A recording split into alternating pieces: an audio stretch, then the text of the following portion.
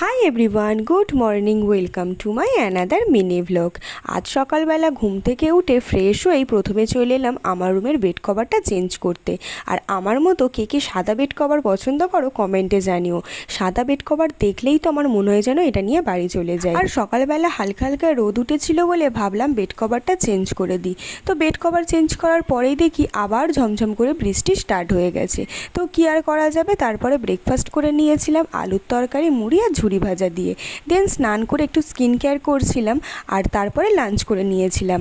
আজ যেহেতু Saturday veg, তো আজ লাঞ্চে ছিল ভাত, পাঁপড় আলুর ডালনা আর আমের চাটনি, আর ছিল মিষ্টি দই। আজ অনেক দিন পরে মিষ্টি দই খেলাম। আর তারপরে তো সন্ধেবেলা চা বানিয়েছিলাম। আর আজ রাতে মা লুচি বানিয়েছিল, তো মা বেলে দিচ্ছিল আর আমি ভেজে নিচ্ছিলাম। তো আজ ডিনারে ছিল লুচি, আলুর তরকারি আর সুজি। তো আজ ভিডিওটি এই পর্যন্ত। ভিডিওটি ভালো লাগলে একটা লাইক করে দিও। বাই বাই সবাইকে।